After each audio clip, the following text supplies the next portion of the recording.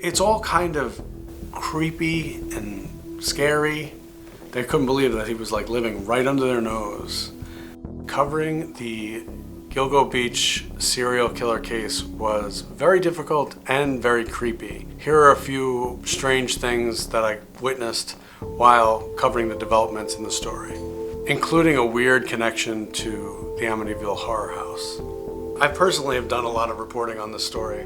Part of my job is talking to people who knew the individual and trying to find out as much as I could about them. That means talking to the suspect's neighbors, his friends, people he worked with, literally anyone he's had contact with at any point in time. It's creepy to watch this kind of a story on TV. It's creepy to read about this kind of a story in the paper.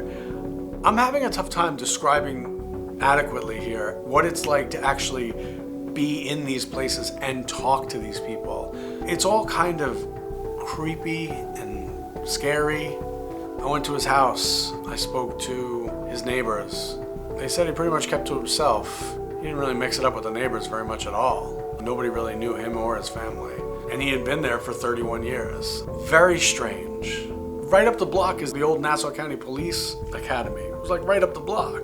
Most of the people in this neighborhood, Massapequa Park, are police officers, and they're all like shocked. They couldn't believe that he was like living right under their nose.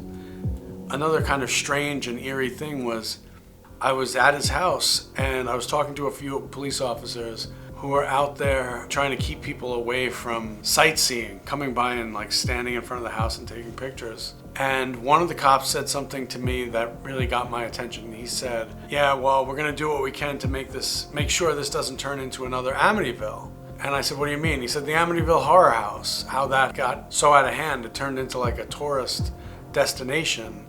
And it started getting me thinking, how far is the Amityville Horror House from where I'm standing? I looked it up.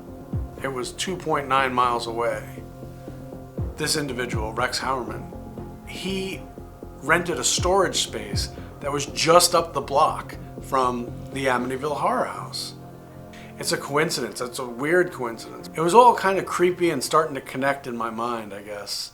An investigation that gets this kind of a national spotlight put on it, it's not normal. It's very strange. I mean, you can look at the pictures. The crowd that assembled outside of his house, it was incredible. It looks like a concert. 50, 60, 75 journalists cramming in to get to see or hear or, jockeying for position. It gets crazy. You have all these journalists from Germany, China, Japan, all over the world, and they're running up to you and asking if they can interview you.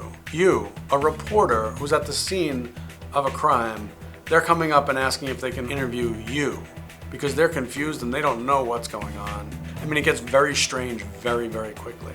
One of the times I was at his office, I was talking to the super of the building who, had many interactions with Rex Heuermann.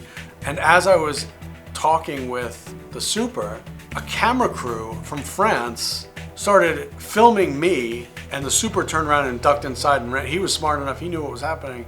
He ran inside, but right in the middle of our conversation, he just disappeared.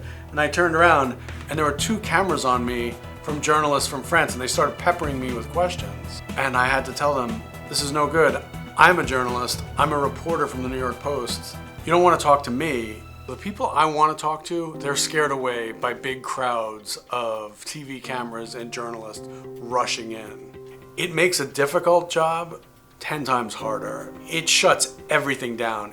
We have an expression, we say, who pissed in the pool? And basically what it means is you have these reporters and photographers and cameramen from all over the world rushing into something, and they're very intense and very scary, and they don't know anything, but they need to get it first, and they jam in there and scare the hell out of everybody, and everybody runs away, and you don't get to talk to anybody. And because of that, because you're basically being followed around by a crowd of TV camera people and journalists from all over the world, I'm going to struggle to get all the facts I need to tell the story. If you want to get more scenes from behind the scenes investigating stories like this for the New York Post, go ahead and click like and subscribe so you don't miss any of the content.